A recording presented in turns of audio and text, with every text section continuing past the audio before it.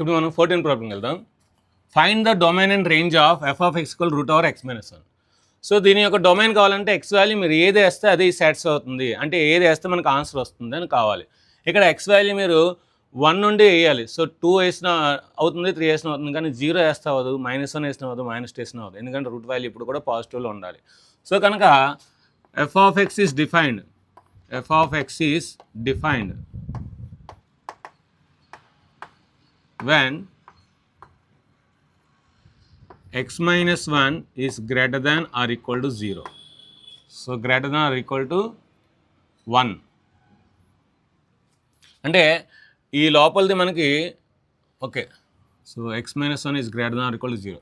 ఈ X minus 1 లోపలిది 0 అయినా పర్లేదు, లేదంటే 0 కన్నా ఎక్కువ అయినా పర్లేదు. సో 1 అడిసి తీసుకెళ్ళిపోయినప్పుడు ఏమవుతుంది, x is greater than or equal to 1. అంటే ఎక్స్ వాల్యూ మనకి ఎక్స్ వాల్యూ కావాలి, ఎక్స్ వాల్యూ 1 అయినా పర్లేదు, 1 కన్నా ఎక్కువ అయినా పర్లేదు.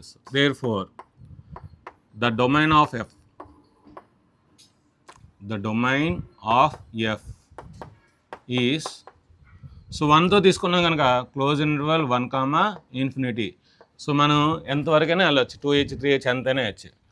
మరి ఇది ఒకసారి తీసుకుందాం. X minus 1 is X is greater than equal 1 ఇట్సే తీసుకురండి. X minus 1 is greater than equal to 0.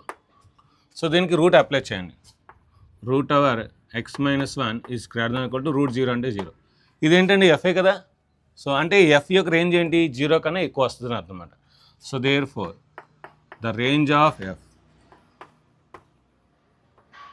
The range of f is, so దీని యొక్క రేంజ్ ఏంటి మనకి 0 నుండి అవుతుందన్నమాట. స్టార్టింగ్ 0 వస్తుంది ఆన్సర్, ఇన్ఫినిటీ వరకు వెళ్తుందన్నమాట.